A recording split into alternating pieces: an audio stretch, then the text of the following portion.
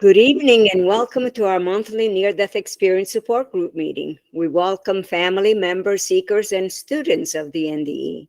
My name is Tina Angeli. I'm a near-death experience and I'm also one of the facilitators of this group for 25 plus years. I also interview all speakers and ensure that they are suitable to speak to our group. Dr. Bethany Silver and I spend numerous hours making this group the successful group that it is. From the technical perspective, without Bethany's technical expertise, this group would not be possible. Anyone that wishes to become a working facilitator of this group and donate significant time to assist in technical or other administrator tasks for our group should contact us. Upcoming speakers are December is, well, let's see, this is October, November. Who was in November? Hold on a second. I didn't put November in there. Hold on. I think I it's think Jane. Jane Larson, yeah. Jane is on, and then December. Yeah, December. It's gonna be Brian. I don't remember his last name, but he wants to speak. He contacted me actually. Okay.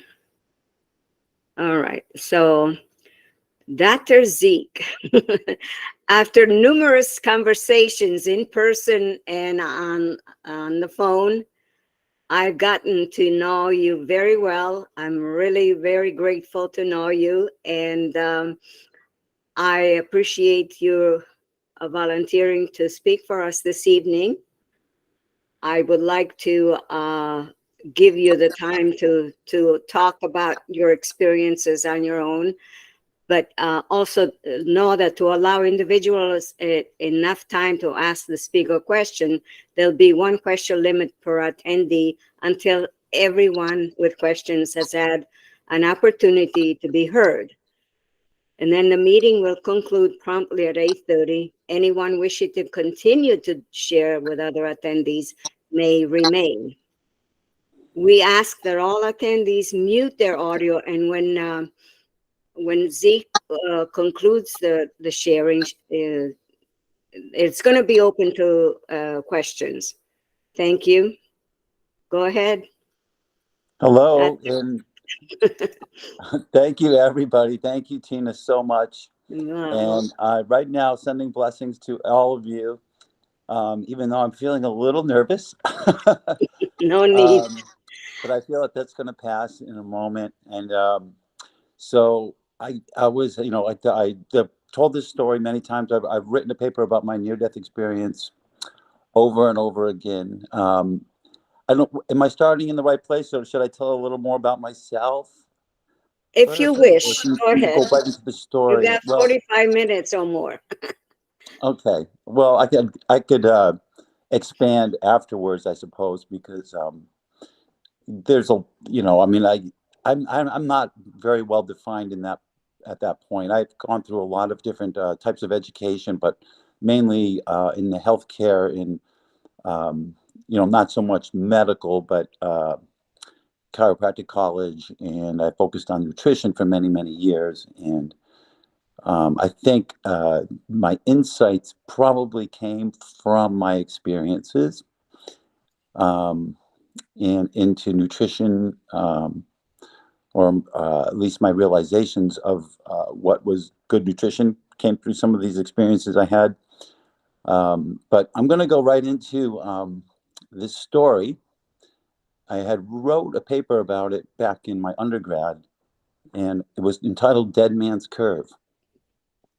And I was going to tell the story picking up from where this accident began, right near the beginning. And I thought about it. I'm like, it's a little bit more impactful if I told you the state I was in before this accident occurred. And it's a difficult story to tell, but I'm going to write it down and put it in a book anyway.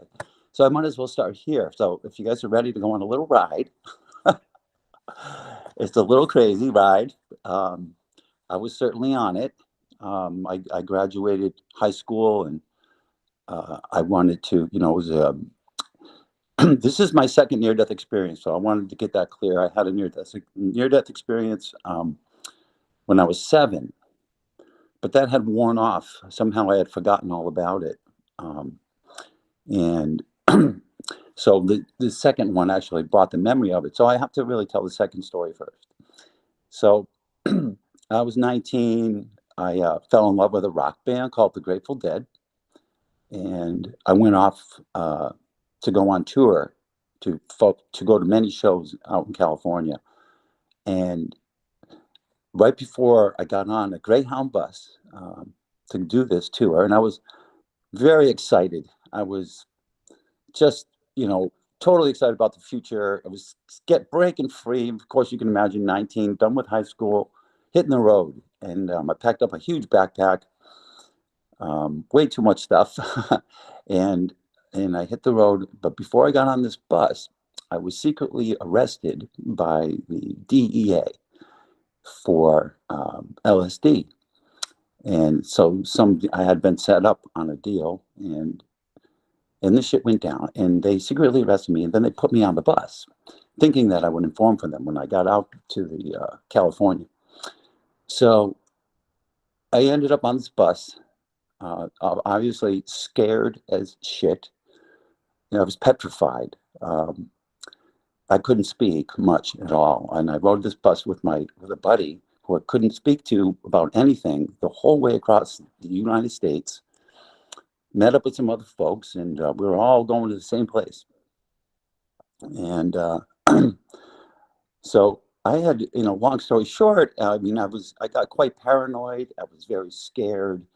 I was going from show to show, but I didn't know what my future was going to unfold. And I thought, well, maybe I'll just leave the country and hide out in Mexico. And oh my God, life was just thrown into this crazy pandemonium.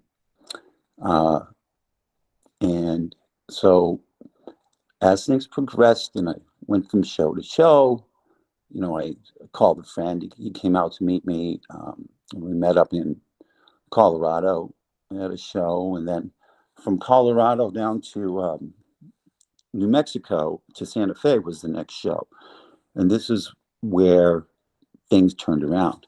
So we got on this, we hooked a ride up with some folks and got in a car. And they were also going to the show. So it was a 2-door car. It was Monte Carlo. And we went down to some hot springs, and it's beautiful hot springs. For the first time since I had got on that bus in Massachusetts, I started to relax a bit by these hot springs, and the sun was going down, and it was just, Colorado beauty. I mean, you really can't miss it, no matter how hurting you are. And that was great. So we get back in the car, we're headed south, and the driver misses his turn onto the thruway. So we stay on the back state road, which is a windy road through the mountains. And it comes into Chama, New Mexico. And there's this place in the road. Well, anyway, before I get there, I fell asleep in the car, and we were driving along. And then I woke up, and the driver was going really fast, and was having a good old time on the windy road, and it was dark and it's pitch black, and I was really kind of scared of his driving. So I couldn't speak at the time. I hadn't really developed a voice, so I prayed, and I never prayed before in my life. And I found myself with my 2 hands together, and my grandmother's voice, rung in my head. She said, you can pray when certain times, you can use prayer for certain things. And I felt like this was the moment where I had to take a wisdom and prayer. So all I did was put my 2 hands together like this and just imagined I was praying or thought about praying, but I didn't know anything else, just that.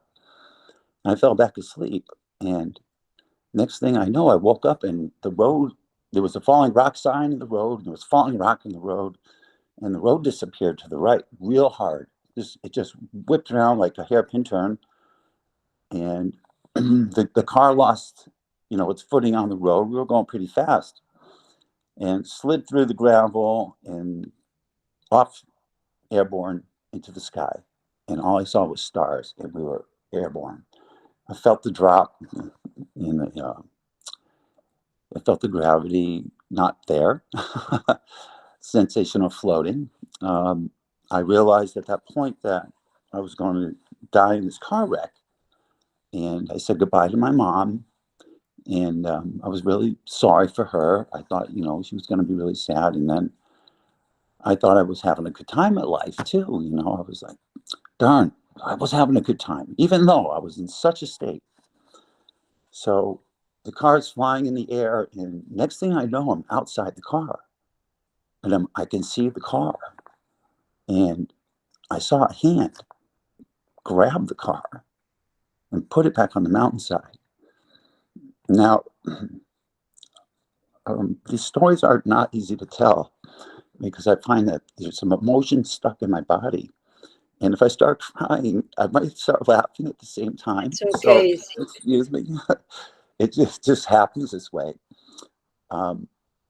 So anyway, I see this hand grab the car, put it back on the mountain, and the next thing I know, I'm spinning like naked in the fetal position through a vortex of dirt and rock, like a double helical vortex. And I was in the middle of it, just wound up in the gravel, but I was like a baby, just protected. And the car stopped on the mountainside. And see, I was the first one out of that car. Um, Somebody said, "Oh my gosh, the car might blow up." So I sort of dove through everybody and got out of the car. And it took me a while to get back to the road. I was crawling and scratching my hands and knees. I finally get to the road, and a car pulls by, and they they just keep going. And I thought, well, this is 1 o'clock in the morning, and I'm just a long-haired hippie on the side of the road in the middle of nowhere. I'd have kept going too. I would not have known what was up. So anyway, another car came up from the other direction. So we were heading south, and right after that turn, there was a big downhill, and the road just went right down the mountain. And there was some folks ahead of us on the road going the same direction, and they happened, one person in that car who lost his sister's fiance died on the same curve the year before. So he had turned around right at this moment and was looking out the back window and saw our headlights zigzagging down the mountainside. So they turned around and they came back and they pulled up alongside the road. Now, I was the only one standing on the side of the road, and they pulled up about 30, 40 feet away from me. And they all got out of their car. And I was kind of curious right from the start. I was like, well, what's going on here? Like, I'm over here and they're not even like talking to me. They're like looking down the mountain. And so I get closer. I keep calling out. They would look and glance at me, and I'm moving closer, but they would look away real fast and sort of ignoring me. And I got very close to them, and I said, and they looked at me and they said, "Everybody's dead." And I was like, no, they're not. And they looked at me and they said, "Yes, they are. They're all dead down there." And I'm standing there. I'm supposed to be dead, I guess, at this moment, like according to these guys. And they were Mexican American, so they were a bit religious, I might say, too. I think it's Christianity. I'm not sure if it's Catholicism or Christianity, but they were very generous and warm and spirited. And they insisted that we go to church the next day, and they gave us a house to stay in that night. And they really went over the top for us. They called up a tow truck to come up from Mexico into Colorado. And they called their own sheriff in their own town in Mexico, who came up to Colorado, and they performed this rescue, and they rescued our car out, and they took us off that mountainside, and they brought us to an incredible place, this little town called Chama, which I'll never forget. Um, it's probably the most profound experience because it's the hardest to tell, really. So they brought us to this. They said, "We have a whole house for you guys to stay in," and they opened up a front door and they said, you guys can just go in here and pick a room. And when he opened up the front door, I came into the house, and I'll give you a little backstory before I talk about this house. When I was a child, my favorite place to be in the world was my grandmother's house, and the smells and her cooking and her sofa, which when I was having a really good dream, I was dreaming that I would wake up on her sofa in her house, and that was my favorite dream to have as a kid. And so in this house, the smell was exactly like my grandmother's house. And the sofa that my grandmother had was right there, the exact sofa with the Afghan that she knitted, just waiting for me. And I came out of shock completely, and I lay down on that sofa, and I finally had a night's sleep, and a great night's sleep. And I woke up the next morning, and this is the part where I have to confess that I was completely, totally, to the DNA and the deepest bones of my body, born again. I know that in that moment, I stepped outside this house into this barren, arid desert land. It was a blade of grass and a little flower over there.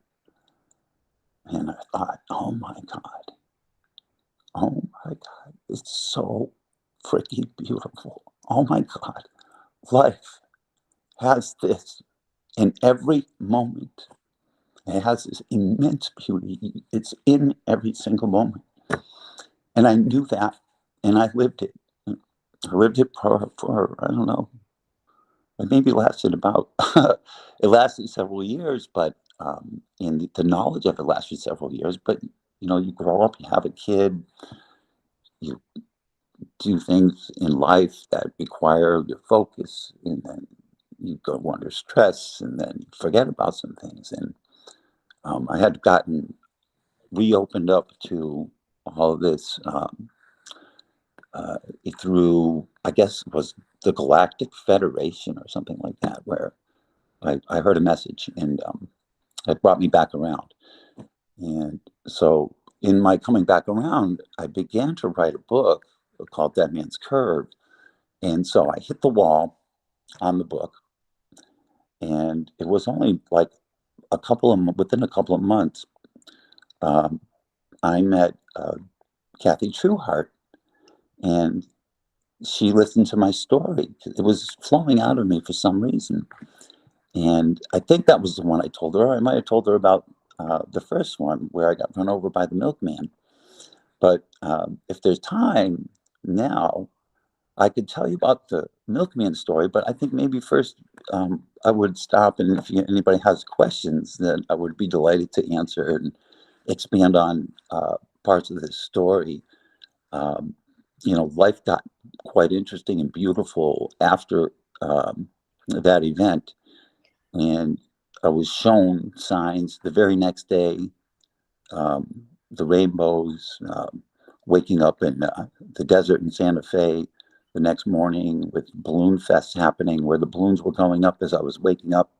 I mean, hundreds and hundreds and hundreds of balloons, hot air balloons, big ones, all kinds. If you've ever seen balloon fests there or posters of it, I was waking up in the morning to this beautiful, incredible sight that humans created. And then in the afternoon, I went to the concert, which was my church, where I was very religious about the music and the whole thing. And there was two rainbows that floated by behind the stage during the second set of the concert, and it was like, I don't know, it was like I was being blessed, and or I was noticing the beauty that's always there. Now things got back into stress mode because I had to go turn myself into the federal law enforcement and go through the whole process of whatever all that stuff was, which was horrible, and definitely sort of changed my life path a bit. But I think it was all for the good because I don't know what would have become of me on the road I was on, and I can't say anything bad or good, but I appreciate my experiences and my learning experiences in this life. And I do appreciate my perseverance in sticking to my guns, so to speak, and being who I am without falling to intimidation, because it's been difficult at times to really express myself. It's so against the grain when I express myself. It is just, I laugh at it now, and I use it wisely, um, and don't over express myself like I may have used to when I was younger a lot. I will admit that. Um, but I will leave that off now and open that up to any questions. And if there's time, I would definitely tell the milkman story, which is pretty cool. Okay, so does anyone have any questions before Zeke continues?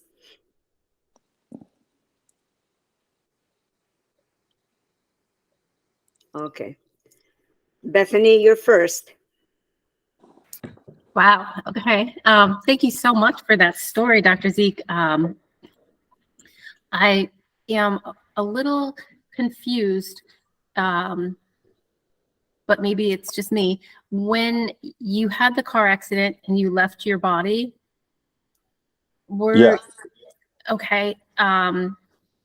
When did you come back to your body? Well, I saw the car and the hand come onto the car and put the car back down the mountain. And then I came back to my body through this vortex of, it seemed like stone, sand, rock spinning through. And I went through the middle of this vortex. And I believe that was the transition back into my body. I can't think of anything else in between seeing the hand and then the vortex, and then the car stopped, and then I was back in my body. Wow. Okay. Thank you so much. Okay, Craig, and then Janice. Actually, I had the same question, so that's answered. I'm good. Okay, Janice. You've touched my heart so deeply as my late husband traversed the country following the Grateful Dead. And you also reminded me of the name of the book that I had been working on that I'd put down. And you've just touched something in me. And I thank you so much for your story. Oh, you're welcome. Thank you. Thank you. Okay. Any other questions before he continues? Kathy, you're muted. Okay. Yeah, Zeke, I just wanted to say you're doing a wonderful job, and I just can't wait to hear about when you're at 7. So That's I okay. give you you're doing great, and Thank you. I'm so excited to be listening to you, and blessings. Thank you, Kathy. Okay, so Oh, there's one more question, Andrea. okay. Hi, Zeke. Thank you so much. I am a little confused. When you say that you were taken to their home, but there was your grandmother's rug, or there was your grandmother's sofa, and it smelled like your grandmother's house. Yeah. How do you account for that? Because this was the house of the Mexican people, correct? Yeah. Well, one thing, she cooked in pork fat all the time. So if I wanted to get, if I wanted to be practical about how to account for it, I would say that, it was, and I've thought about this over the years too. Perhaps they use pork fat to cook and fried chicken a lot. And that would do it right there. And now all you have to do is have pretty much similar spices, and that might pull it all together. But I'm sure there's more than that. I mean, she lived in this old house, had an old coal-fired furnace and stuff, and now I'm in an adobe house and out in the desert. north of Santa Fe. It's interesting how that worked. And as I'm telling the story over and over again, more of it comes back to me all the time. So stuff started coming back to me while I was going through it. And I was explaining to Tina earlier, as I was telling the milkman story a couple of weeks ago, my body just had all this, I guess it's the traumatic memory in the cells, is what I'm learning now. And it came out, and I just gushed and cried and bawled. It was so intense. And I had no idea. I did not expect that to happen. When I was in a public place, I was with some folks sitting around a picnic table, and all of a sudden somebody said, I offered up the story and somebody wanted to hear it. And it got me, so I gushed out a lot on the milkman already. So I'm hoping that I can get through this with a normal voice. It's nice to talk smoothly and straight.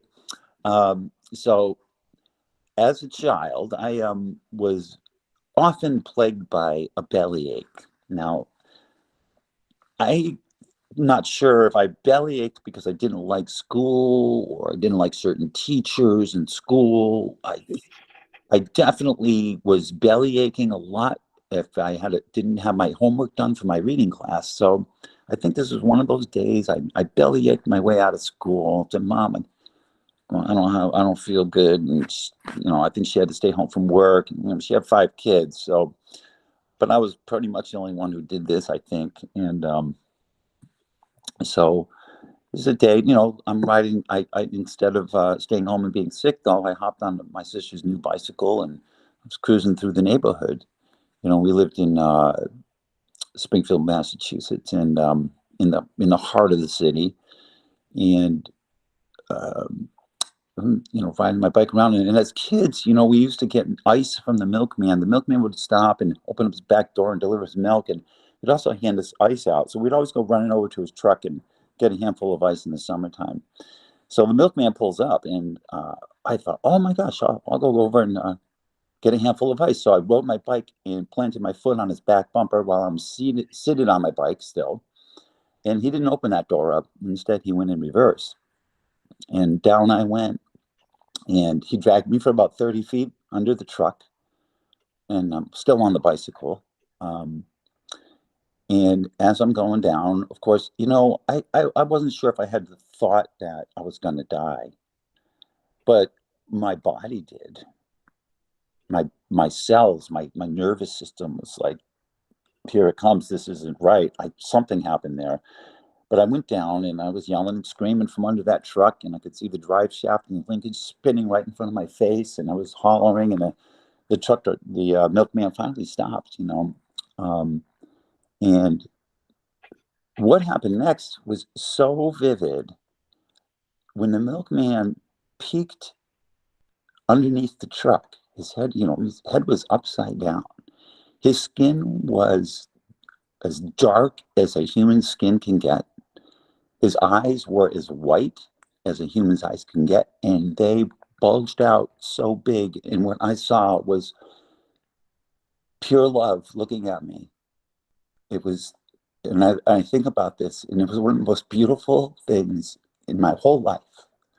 When I think about the milkman, he pulled me out and dusted me off and straightened the handlebars of the bike out, and I had some scratches on the side. Raspberries on the whole left side of my body.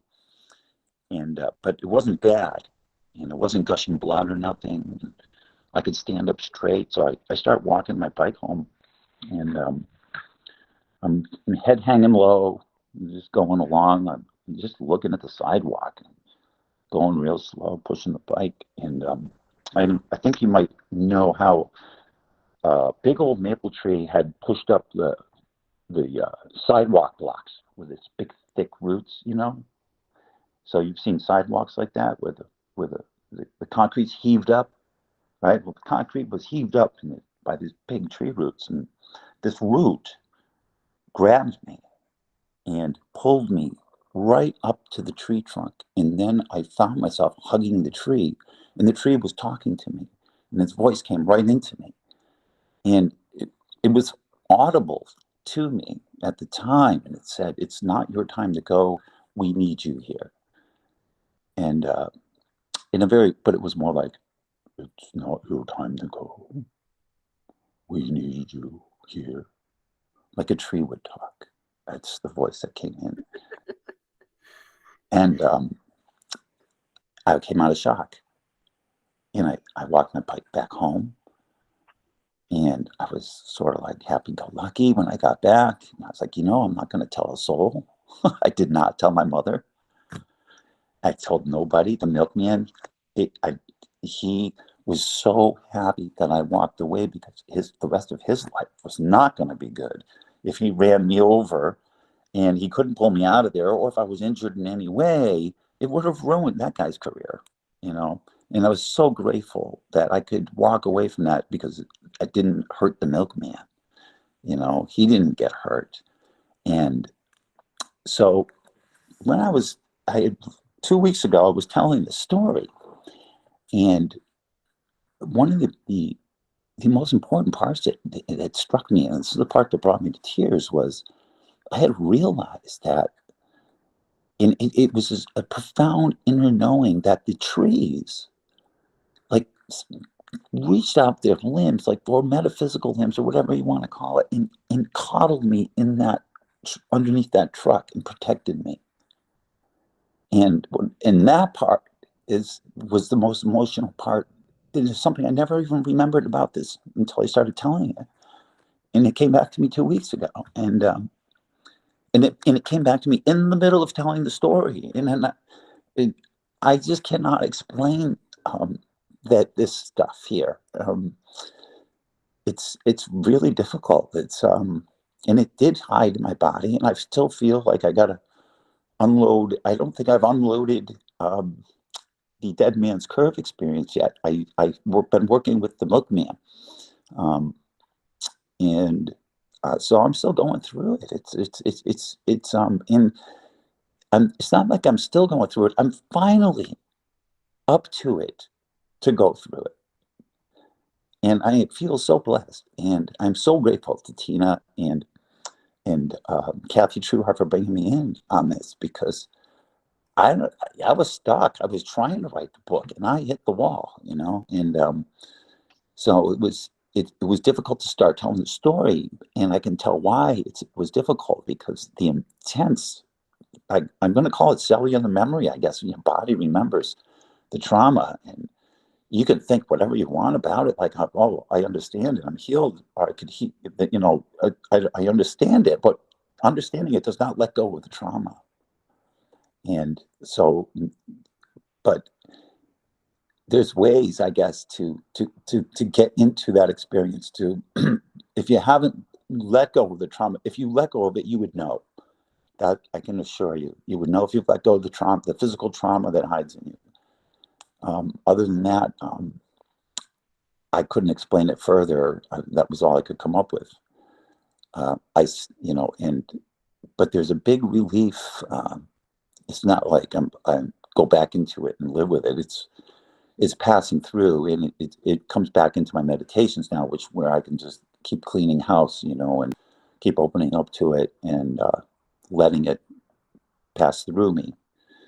But it's interesting how for decades and decades that these things stay hidden in a person, we hide these things. I'm amazed at how well of a job I did hiding. That's what really blows my mind. How did I hide all that shit? But I probably didn't. And, one of the things is characters form, and I realize, like, now I'm looking at myself and saying, okay, I formed character over these events. It's part of my character, but it's not part of my conscious thinking. It's part of the way I may subtly react, or reflexes, or, and realizing all this, I doing a lot of esoteric studies, past few years, intensified it. So I'm learning a lot about letting go, and letting spirit in. It all feels very spiritual. I know this is not a religious group. I am not a religious person. I do not conscribe to any religion at all. I believe in God. And I believe that God is all of us. It's the God that's me, the God that's you. It's in everything too. So I'm, it's not a person. I don't go there with it. Just so if anybody was scared that we were always stepping on the religious thing, I'm totally not religious, but a very, very spiritual person. Probably because of my experiences with those two experiences primarily, I would say. So Zeke, today when we were talking, you shared with me that just doing this, or your wish to do this, changed something in you, and it feel. Can you touch on that a bit? Yeah. Well, I think I have been a bit. What has really changed a lot, I think, is something has changed for sure. And I know we're all going through a lot of change right now. So that can be kind of confusing because I know on on an energetic, spiritual level, on a planetary level, on a cosmic level, this new age is real, and it involves mathematics and all this stuff, and the ascension, I believe, is real. I can see it everywhere now. I can see it in the human race. I can see it in people. I can feel it. I can tell by the conversations I've been having with a lot of people that they're feeling a lot of the same things, opening up on a heart level. The profound changes I've been going through since related with Kathy introduced me to this group, and then meeting you, Tina, were I unexplainable, but highly energized, positive energy to work with. It's a little bit of an increase in awareness of other aspects of other people, knowing these other newly knowing these aspects of myself, that I also can see this in other people as well. And it's a deeper forgiveness towards myself that I've been experiencing lately, and also more of an understanding of how I've formed my character in what I guess good and maybe not good. We have different characters at different times. If we're using character to get through life, and and I noticed this years ago, and I did not want to. I wanted to come out of character or being a character, so I left my chiropractic practice in 2012, 2011, and I went to California, and I lived in a van, a camper, actually, camper van, and on the beach for a year. And I just sat there and watched the surfers, and I picked up some painting, and I started doing artwork and selling artwork and stuff.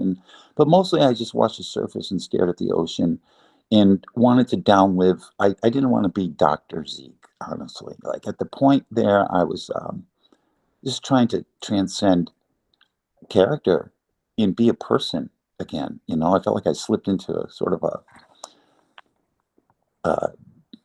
possibly feeling, well, I felt a little sold out, but I felt a bit, I also didn't want to be somebody who pushed knowledge on people, and because I was waving a big stick that said I'm a doctor. And you graduate and you get hooded in these colleges, and you get indoctrinated, so to speak. And it was being, pulling myself out of that indoctrination was became very important to me, because I didn't want to be called this or that. I just wanted to be me. And still into pursuit. It seems like, you know, but the road has been, has had many turns, and it's been definitely been, you know, life is just going on, and we never stop learning, and we never stop any of this stuff. I believe what's as above, so below, as within, so without. Your spiritual life, when you leave this plane of existence, is most likely going to be much of the same, according to the Kabbalion. This is something I don't know if any of you are familiar with the Kabbalion, but it does state all these different principles of, well, I don't know, I guess they're natural principles of the universe, and you know, it talks about vibration and all this stuff. Now, one of the things I didn't want to skip over, but Tina had asked me, you know, what was something that I got, you know, from my experiences that I can share out to the world. You know, and besides, you know, I may have always, you know, chiropractic is, you know, something I had gotten interested in nutrition and when I was 19. So I eventually I had to do something about that. And it felt like at the time when I was about 27, that chiropractic college would, becoming a chiropractor, people would just listen to what I said about nutrition, because I just really wanted them to trust what I was doing, because I felt like I was getting some really good information about it, and also natural healing as well. And so I started making teas and tinctures, you know, in my 20s, early 20s, to mid 20s. And I learned a chiropractic adjustment from the mother of my son, and she needed me to adjust her back. So I was like her chiropractor, but it was a very simple thing I did. I didn't do nothing fancy or risky or anything. It was more like the kind of adjustment you'd get with a hug. But then I kind of got, you know, people started coming to see me for that adjustment, and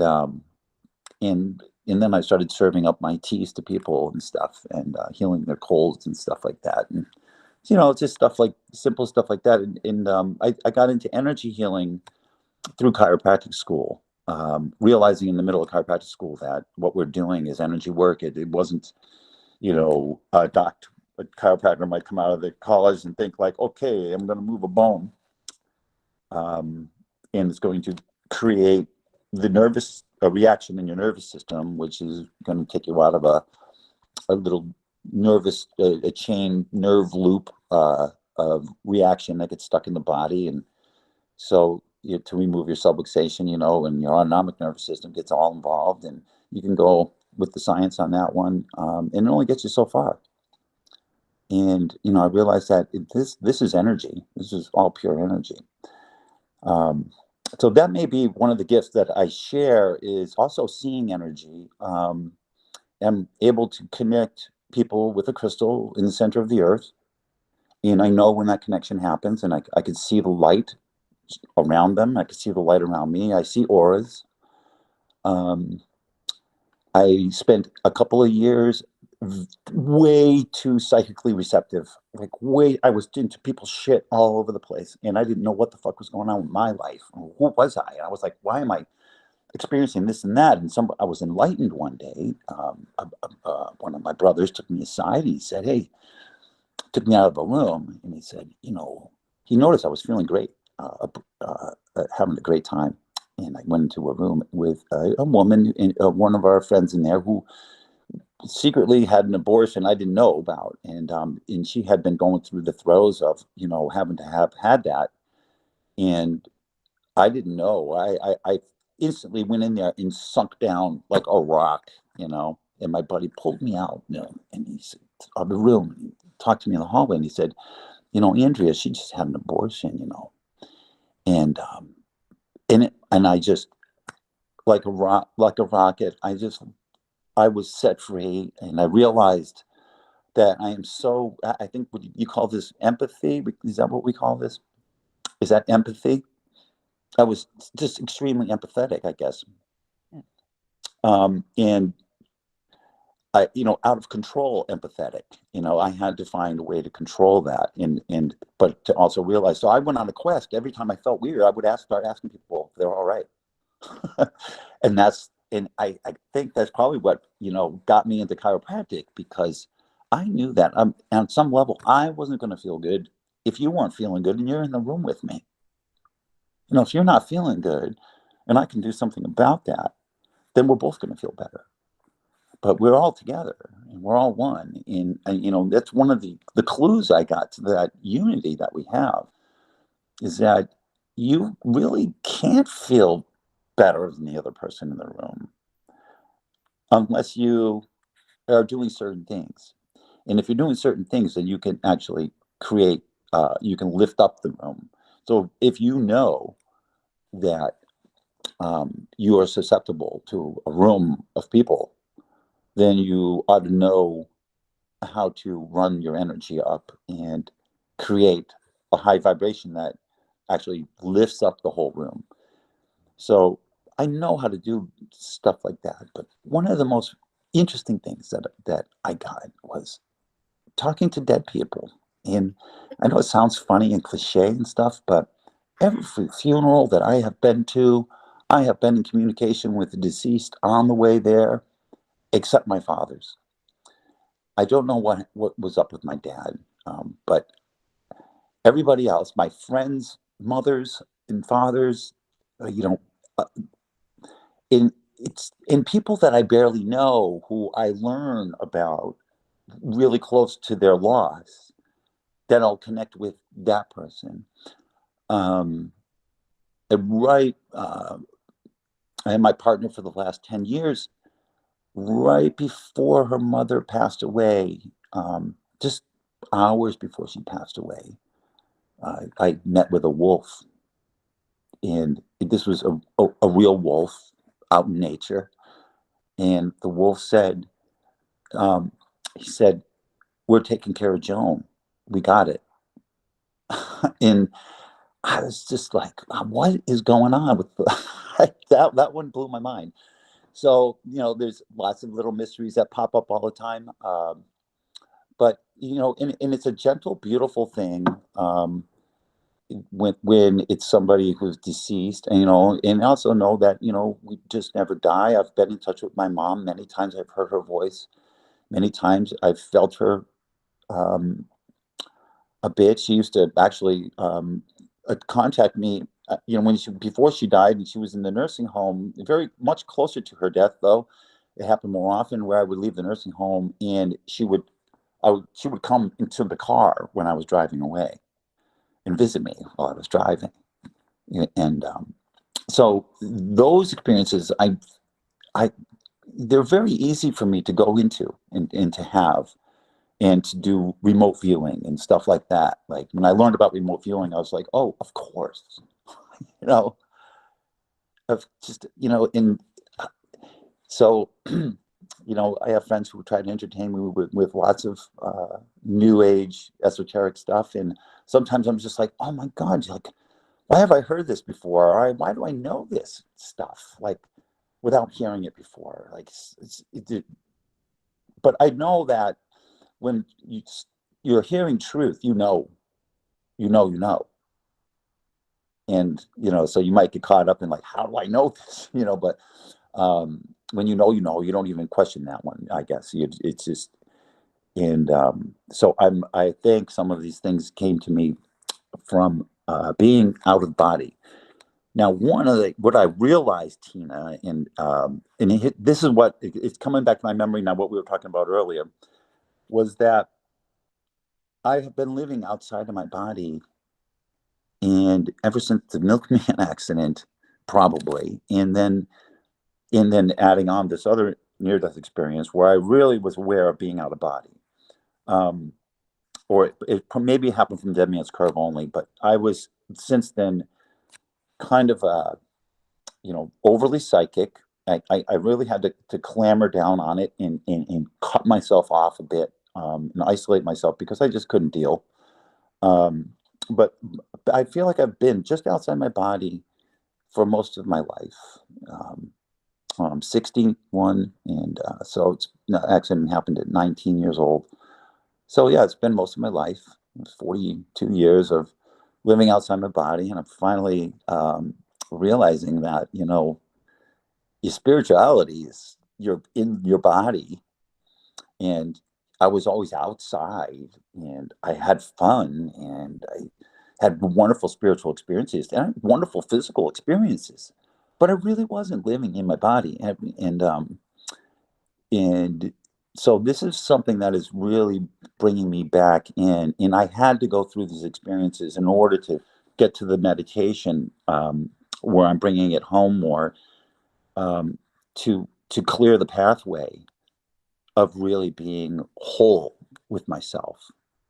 And I think that's what I was talking about earlier, Tina, is that this is so important to me, that it really is changing who I am and how I feel in the world, in this skin, interrelating with reality in a new way. And I'm so grateful. I'm just so, so grateful. Well, I hope that you will join our support groups, which are going to be starting in January, early next year. So thank you for that. Well, I'm looking forward to that. Yeah. Yeah. Very Sure. good. Andrea, did you have your hand up? Andrea? I thought Sorry, Tina, I wanted to send a heart for that, and instead I pressed the hand. Here we okay. go. I want to send it a heart. There we go. I see the heart. Thank you. There you go. That was really nice. You know, like you say, what you just said, Zeke, like when you hear the truth, you know, and when you tell your story, the truth resonates out from you. And I know exactly what you mean because I kept mine to myself for 25 years. And when you begin to speak about it, Yeah. it changes you and you can heal. Yeah. I mean, my body is vibrating right now, like at a very high pitch. And, there's energy, this chill soaring through my spine as I speak Called right love. It's called love. now. What it is. It's incredible. And I can tell more is on the way because I feel like I've just started in on it, Crazy. Yeah. Being supported is important. Now, Greg has his hand up. Greg? Hi. Hi, Greg. Thank you for your story. And I just Googled you, and you're in Florence, so I'm in Holyoke, so we're practically neighbors. Oh yeah. Well, you probably found an old office of mine that was in Florence. I'm in West Hampton, which is just a town over. Oh, I know. Yeah, Hampshire Regional. I went to Hampshire Regional High School. Yeah. Right. Okay. That's not why I raised my hand. Thank you for your story, and I found it fascinating. A lot of it fascinating. But the thing you're saying about your mother in the nursing home and how I guess she is speaking telepathically to you. Was it her intention, her higher self's intention? What do you think about it? It's interesting. I had times when I was a teenager on marijuana, and I experienced flying around a room with my mother as she gave her attention to each one of my brothers and sisters individually. I visited inside of each one of them as her attention went to them. And it was all in this beautiful love light. So it was all glows, warm, loving glows. And I was with her, loving each one of my brothers and sisters as well, along with her. So it was like reading them, but not like in an invasive way. Oh no. My mother's love was, it was pure love. It was, was that, what did you say? What was, did I get that right? Invasive? What were you talking about being invasive? Well, like if I said, hey, I'm gonna read you or something, there's almost like a privacy thing. I'm wondering, and I guess I'm having a hard time describing it, but like you're saying, loving way, and it's not invasive. Right. No. It's pure love. It's not invasive. It's always allowed in, and there wouldn't be, there's no real protection for that because that is does not need protection, and that's Right. that's your. I mean, every cell in your body is made out of every bit of you is pure love.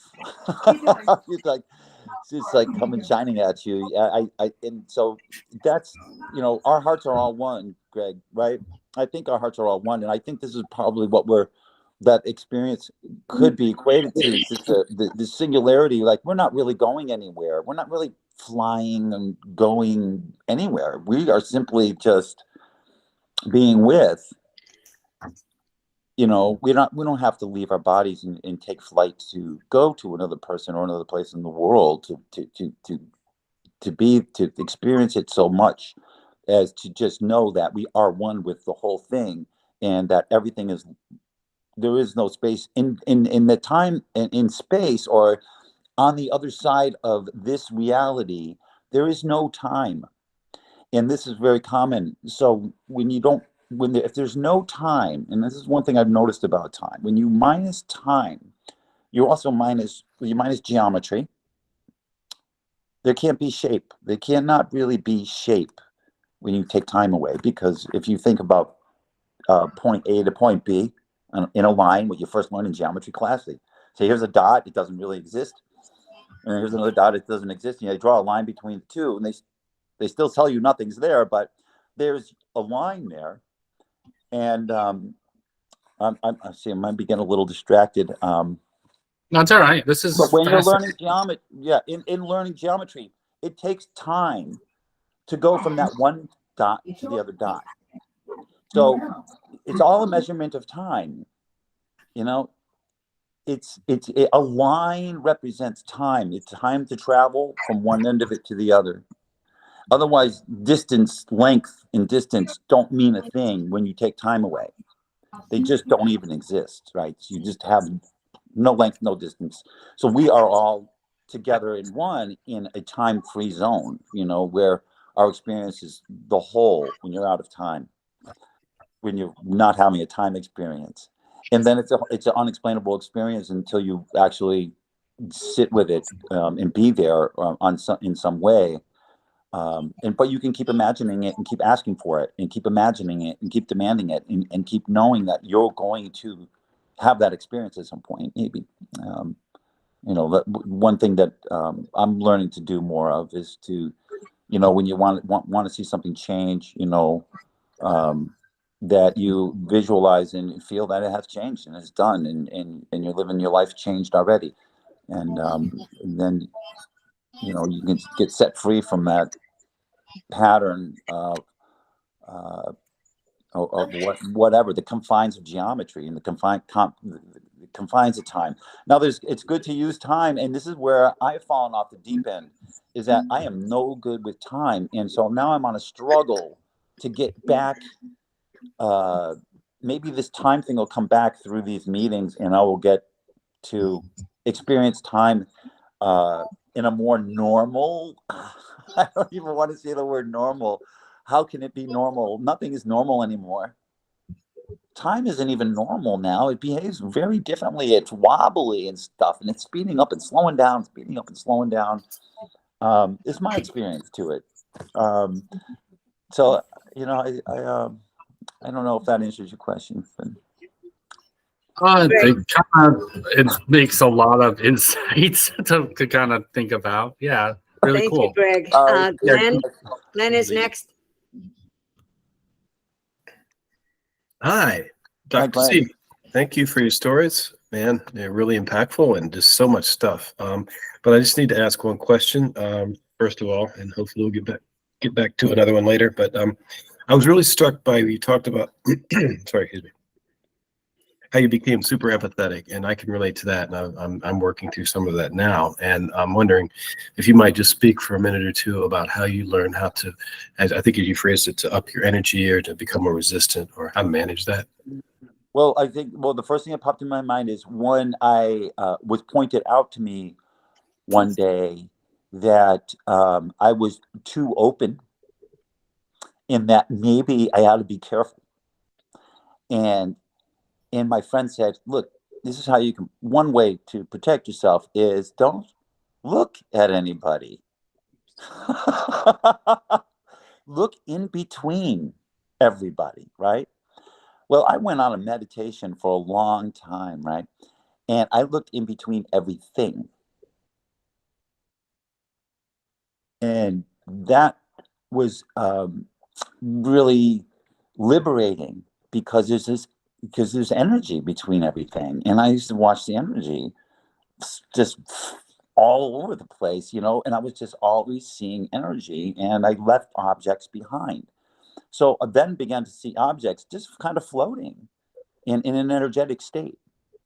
And the quantum physicists talk about this nowadays too, is that everything has this tendency to be where it is when you're looking at it, but things change a little bit when you use divergent focus. So we spend a lot of our life, most people, in convergent focus, where we're seeing the object. It's like as confined to the space that, well, the picture shows, but things become translucent for me. And so, and when I'm in my more relaxed state, everything is very translucent and floaty. And I can see where things are really non-local, like they're where they tend to be, and I can see their vibration way all over the place, but confined to where we normally would know where the object is, for mostly. And so my vision's kind of like that. But getting back to the question, because I think I'm not sure if I answered your question. Well, somewhat. Those were just strategies that you used, and then you worked on that. You practiced that over time, basically. So that was a strategy that really didn't serve me well. Okay, because if I would use this strategy now for meditation, because it's a really wonderful meditation. So I have that whole part of it, which did nurture my awareness of the subtle energies.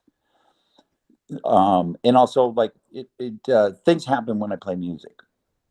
Like, energy happens, like crazy energy happens, and it comes through music.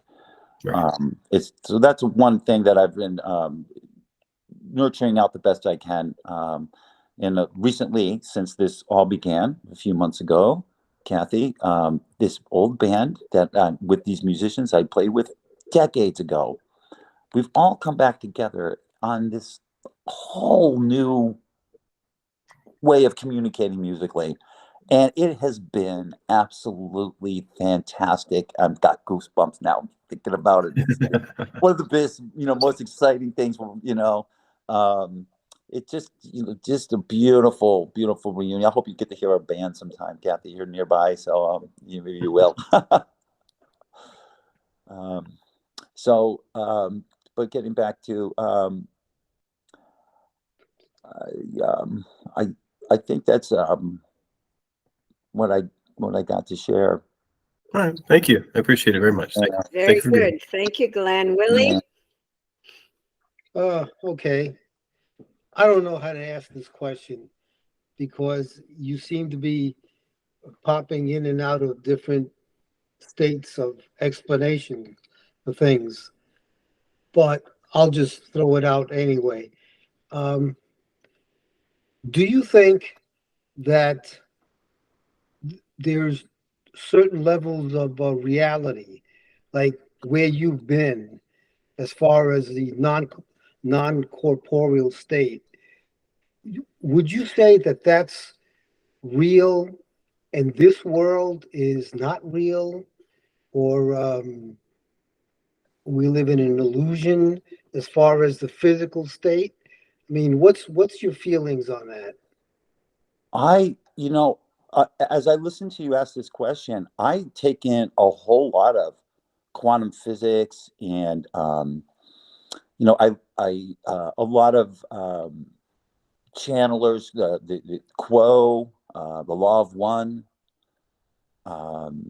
So my understanding, and I feel like I get a lot of truths in that information. And I don't know if I'm going to regurgitate some information that I heard that's not something that I know, but I do feel like a strong knowing with a lot of the information I've gathered from other sources, but that knowing is deep for me. Like, you know, I kind of sensed when I was younger that this was a holographic reality, and Okay. that we, you know, that we're here. It's very much like that, I believe, and then also, but connected so deeply with our spiritual existence, and our out of body, you know, non corporal existence, which is I believe is eternal, because you there's nothing.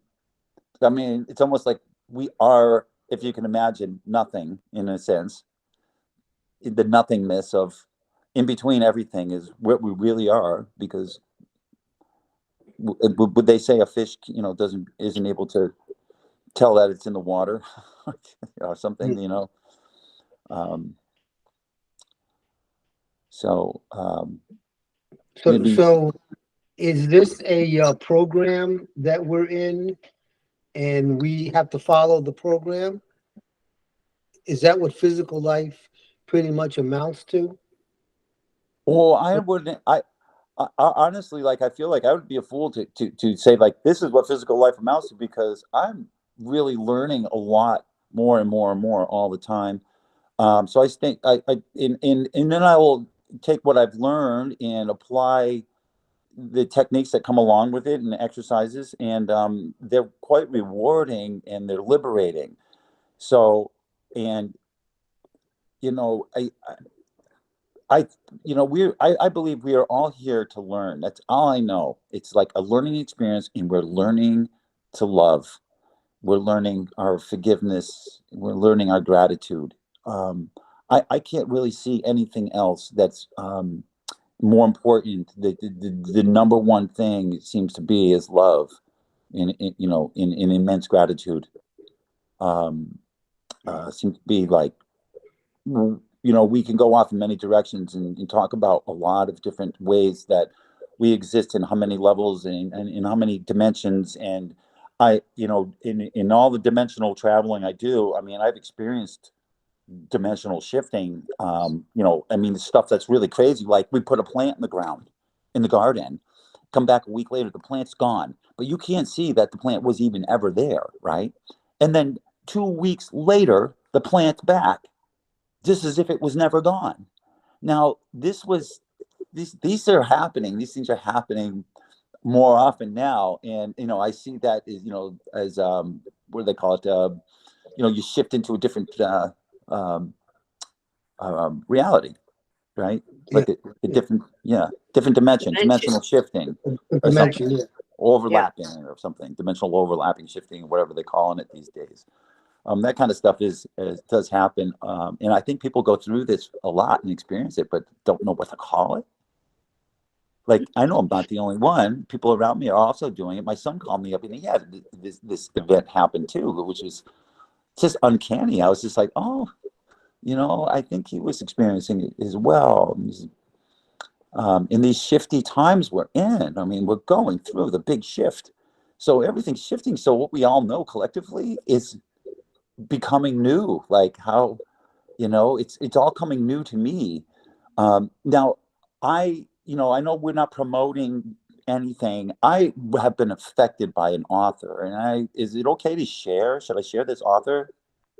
Okay, his name is Paul Selig, and Paul Selig is channeling So, in the most profound way.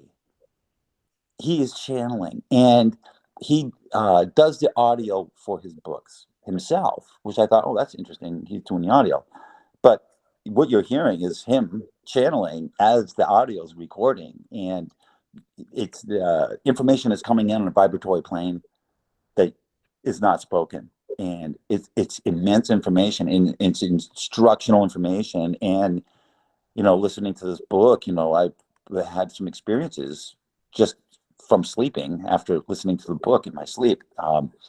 And that's been very moving for me. I love the information, and I have a lot of coherence with it, and feel coherent from the information that I get from that one. But I've, you know, listened to the Law of One, big fan of Brian Scott and stuff. And, you know, they're called the Reality Revolution. And it's just all kinds of new age information. He goes over Neville Goddard and a whole bunch of authors, Joseph Campbell and et cetera, and on and on. There's so many, and there's so much information that is really wonderful and soul liberating, and you know, to get out there. So I've been taking in a lot of it. It's been good, and it's been helpful. But the most helpful thing and the biggest mover is this group that I've just discovered, which I am so grateful once again for, because it's to me, it's just about like letting go and releasing and cleansing, so that we can all be ready for what's coming up, because things are changing on this planet and we know it, and they're going to change for the good. It's all for the good. I know that. So keeping up your energy right now is the most important thing, and staying up with your light, keeping your light up. You know, there's just a lot that wants to bring it down, and it seems like, you know, every time I turn around, you know, yeah, I might have certain friends who like they come over and they had gotten beaten down, and some of them allow me to sort of like bring them out a little bit and shake them up and zap them and bring them back to, hey, don't forget, you know what I mean? Like, don't let them get you, you know what I mean? And so, you know, there is a bit of vigilance, I think, required in these times, you know, on your energy and in your energy state, you know, and just being vigilant and keeping it up, and staying positive, and just keeping your light on. I mean, I think Well, that's thank you, most. Bethany. Bethany, you're next. Yep. Thank you very much. I have 3 questions. I'll ask one, but is it Paul Selig, Selig? Yes. Okay, I just want to make sure I had the right name. So you say the world is changing and it's for the better. And this morning when I woke up, there was terrible news about violence. No, I got it. So I'm just wondering, because I don't want to, as Greg said, you know, put energy or intrude on someone else's space, but I'm just wondering, is there a way to drop a big love energy burst, you know, to those people, to support them? Like, and would it make a difference? You know, it's interesting. I sometimes I feel like bewildered at the thought of like, okay, which person should I pray for? But what I believe is the most powerful act you can do over something like a war going on would be to see it from a place without fear.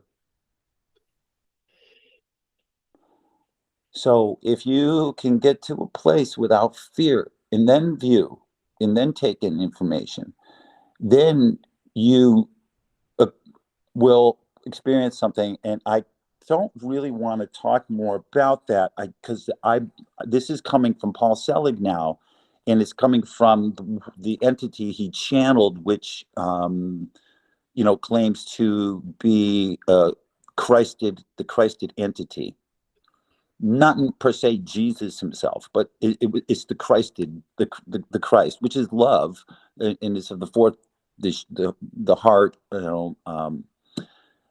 So I you know, I have to like kind of bite my tongue a little bit on that, but it seems like you know, yeah, I better not. I think that some of the information that I'm taking on and in is something that you have to come into agreement with yourself, and then the information starts to come your way. Now, I've just introduced to you this author, Paul Selig. So any one of you now has got this in your lap, and you can get some of this other higher healing information. And it really is just instructions on how to heal, and you receive it subliminally. And then you're going through the process. And it's like, oh, you've signed up for it. You made an agreement with going through this process. It's deep. And so it, you know, I wouldn't want to speak too much of it, because one thing is I'm only at this point can only give my second, you know, it's word of mouth now. It's not straight from the source, and I you know, I can't really say too much more. It's definitely profound though, and worth checking out if you feel, you know, at all pulled towards that. Beautiful channeling though, just incredibly beautiful channeling. A lot of love, like beautiful, beautiful love. It's all love. We'll Yeah. check that. Thank So you. Bethany, did you have other questions? You, there I no one do. else? Yeah. Yeah, I do have other questions since no one else has their hand up. Right. I'm wondering about your meditation practice, because you mentioned meditating a couple different times, and I'm wondering, is your meditation practice like, what type of meditation do you use that helps you the most? Well, let's see. I practiced chakra meditations for about 6 years, and I did that for a long time, and I loved it at the beginning. And I kept practicing, and it kind of came up to a wall where I wasn't going further.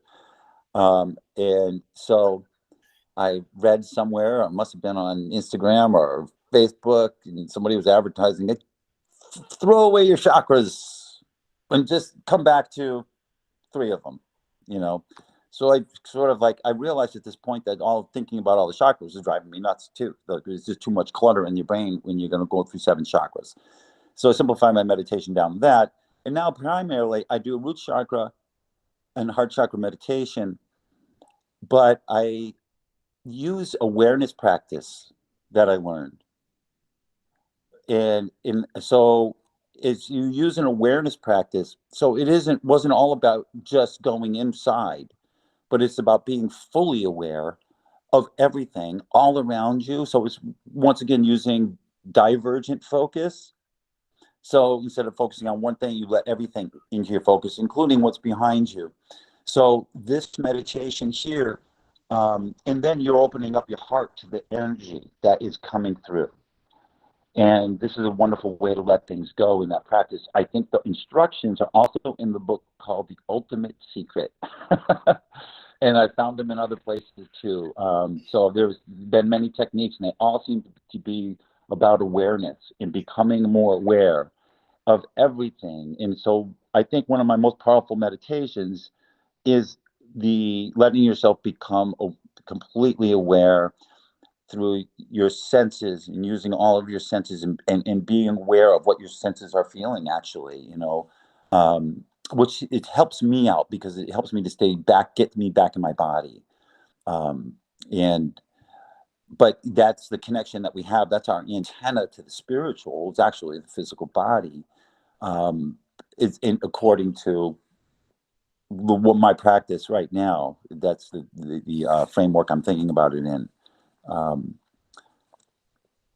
And then and just letting the awareness grow. You know, you have the hearing. And there is so much in a moment that it is infinite. So you can expand infinitely, but you're only going to be able to take, or whatever amount you take, you can handle so much awareness at a moment. And so it's infinite. So you obviously wouldn't be infinitely aware, because then if you were, you'd fry up be vaporized, and you would join God. That's how I think what would happen, you know. So it's really being all aware. So I do awareness practice, and then I do all that a practice is wonderful to start a meditation up, where then you can kind of go anywhere you want. So if you want to go right into a chakra, it becomes a lot easier, because you've stilled your mind, because you've involved your senses, which is there's rivers and rivers of information coming at you through your senses. So anytime you're thinking one thing, you're not in the river anymore.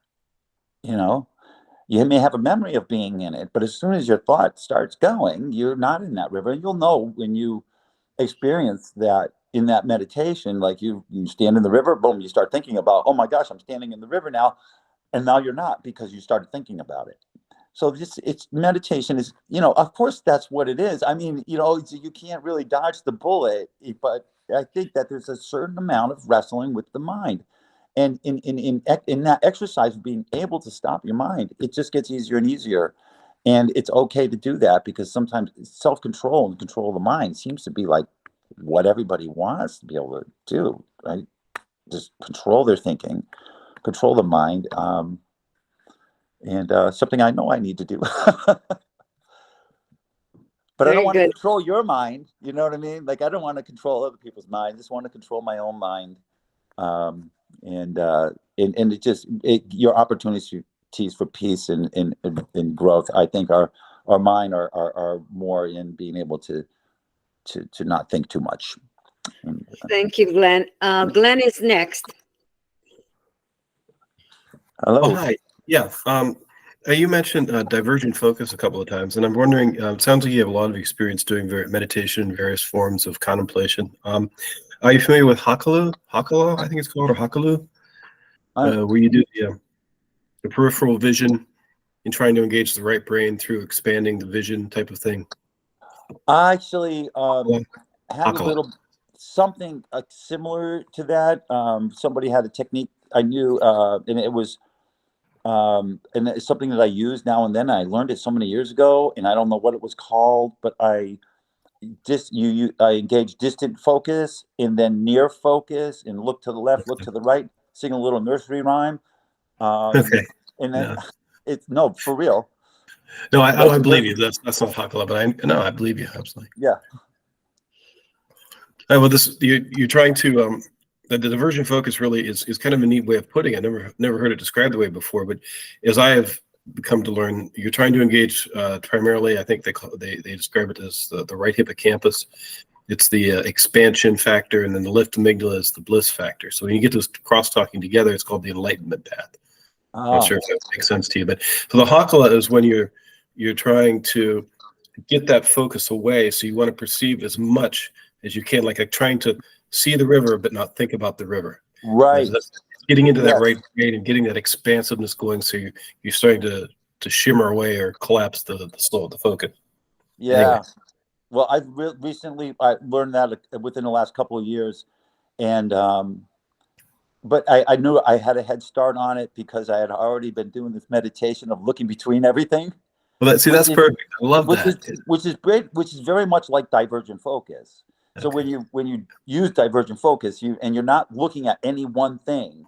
You essentially are picking up also everything that's in between everything, and you're all as you can be aware of anyway. And it enhances the more you do it too. Like, you will just become more and more aware.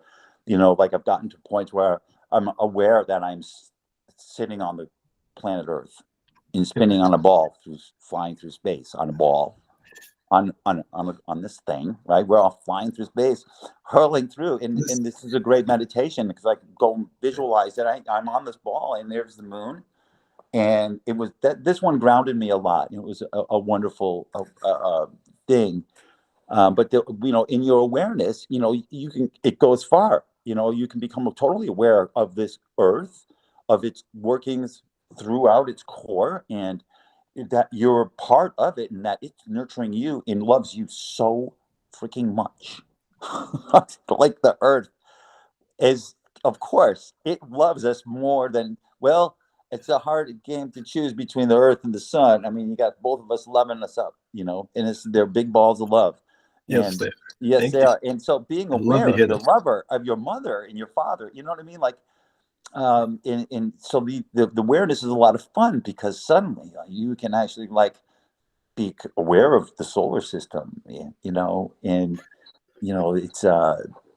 and all of its incredible stuff. Do you engage with the trees? Last question as well. Was that? Do you engage with the trees as well? So I engage with trees all the time. Trees talk to me. It's just like talking to a dog to me, like I talk to animals too. But it's not like I don't even have to open up my mouth. I'm communicating and hearing communications, and trees have just been acting in a profound ways with me, and they're always ready and always open, and and so I'm feeling constantly connected more and more. And as I drive down the roads around here, and we have so many incredibly big, beautiful trees, I am just so delighted.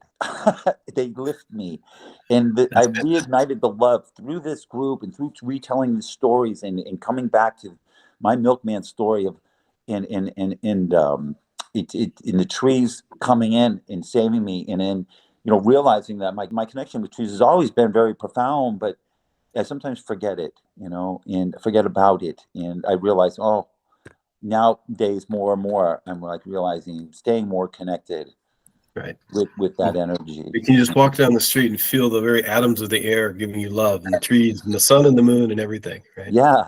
It's beautiful, man. Thank you. Very good. Yeah, that's So, beautiful. Thank you.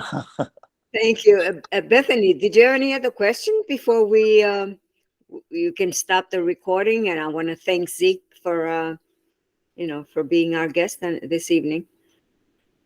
Bethany, did you have any last question?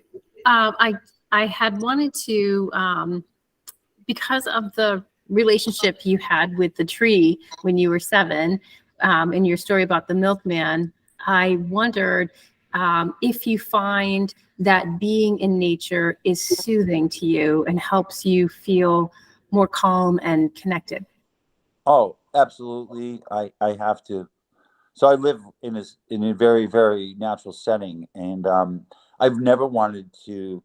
Well, I lived in the city of Northampton, big city, for a while, but I always had a way out of town, which wasn't too far to get to nature. Um, and I'm in West Hampton now. I have nature all around me. And I'm blessed. I live with a labyrinth, which I'm in care of, and wonderful, beautiful gardens, and a beautiful, beautiful place to expand my spiritual life and my life period in general. So I'm feeling really blessed right now, and but I do need nature, and it is essential to me. And I'm always going to the river, and somehow a river and the water running over the rocks, and take a drum to the river, and the river songs come out of the trees in the river. And like last time I did that, 2 songs came out, and one of them was called Trees Hanging Over the River. It's just a drum song, but that's what the song was, and that's what I was experiencing, was these trees hanging over the river, and the sound that I translated. So it's just stuff like that. But I need that stuff. I really need to get out there. It is truly essential. And grounding. I go barefoot as often as possible, and I think that once you start and you learn that how you feel barefoot on the ground, and the energy that you get for your body, and the charge and the electrons that you receive for your health and your well-being. It's one of the more important things I would do for my health. I've been doing is barefoot, spending as much time barefoot as possible. Yeah. And then with winter coming, trying to become inventive to figure out other ways to ground rather than going barefoot in the snow, because that's not fun. But there's you can plug yourself in to the wall.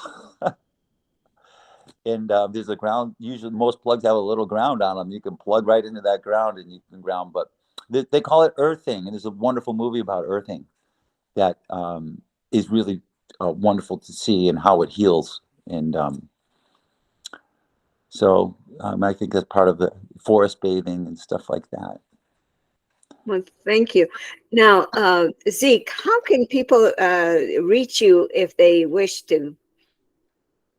Oh, well, the best way probably would be to send me a text message on my phone. My number's been public. It's probably, I think it's on my Instagram page, and I believe it's also on my Facebook page. I do not go to Facebook. I am on Instagram. Probably I check it a few times a day, but I do get messages from Instagram, because I follow that, because my son posts on there at least once or twice a day. So I keep up with my son's postings on Instagram. That's why I got it. But then it's a wonderful way to get to me. and reach me. Also, just text messaging me. I will share my number out with anybody. It's been public. I want people to call me who want to call me. Or text me. And as you know, I really am terrible at doing the Yeah. email, and I won't probably be turning on the thing. I have to know if somebody's sending me an email. I really have to know. So if you have to email me, you have to text me first. Okay, very good. But that works, you know. Very I mean, good. I definitely might have me looking at my email a little more often. Um, but I know the group isn't going to meet for another month, so I might not be looking for another couple of weeks at it. So, but there's people in the wings. So when messages come through, I get a message from Julie, or maybe Kathy or somebody local here. Okay. Okay. Oh, Krista. Krista has a question. I Hi, think Krista. Go ahead. turn Oh, your mic on. Krista, your Your mic's sound. not on. You need to turn your mic on. Oh, there we go. I always forget to turn my mic on. Thank you so much for sharing all of your experiences. So you shared that you would share your number. What's your handle on Instagram? I think it's just Ezekiel Russell on Instagram. Ezekiel Russell. And in case there's more than one, I just have like a zillion postings of pictures of flowers, lots and lots of flowers in food. My son's a chef. I'm a chef as well. So we put pictures of places, so we kind of go back and forth with that. So you'll see that. And then you'll see that I'm a doctor of chiropractic on it. So if you actually go on to Instagram and you're looking for, you put my name in and you put Doctor of Chiropractic, you should come right to me, I would imagine. Okay, so do you do healings for people? I do healing work. I use a lot of applied kinesiology, and as a confirmation, and also to look deeper into the conditions. Muscle testing has been something that I use rather than rather than just saying things. I confirm with the body. It kind of brings it home more if I use muscle testing. So I had been practicing nutritional healing with the muscle testing, but I also do it's got me into doing work on the brain, on brain and thought patterns. Do you do remotely? Underlying Zeke? thought. Yes? Zeke, do you do healing remotely? Remote healing? Yeah. I believe so, because we have prayer groups. So I go to a prayer group once a week, and I've noticed some really cool results from it. Very good. Thank you. Nobody's ever asked me to do a remote healing, and I think I always like imagine that I am doing them. With somebody, but people need to ask those. So you can't just put a healing onto somebody unless they allow it. And so if somebody's allowing a healing, then that's really easy. And then, there's what I've noticed is some of the things that come through seem really silly and far out, like, if you go to the fortune teller and with a problem, and the fortune teller says, okay, well, you have to go home and you have to make a cup of black tea and then put a grape in it and then let it sit for 4 days, in the sun, and then come back to it and mix it with rose petals and then sip that for the next 4 days, something crazy like that. I mean, things like that have come to me.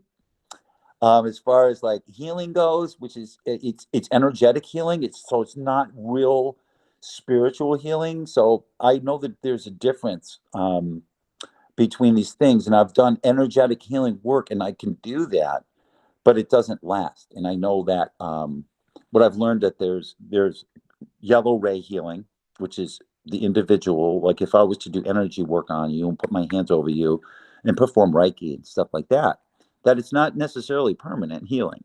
It can take pain away. It can make you feel better. It can be like, wow, that was really cool, amazing, even like incredible. But the pain may come back, and oftentimes it eventually does for people. But you can do that's yellow ray. Then you can do green ray healing, which is working with Great Spirit through your heart.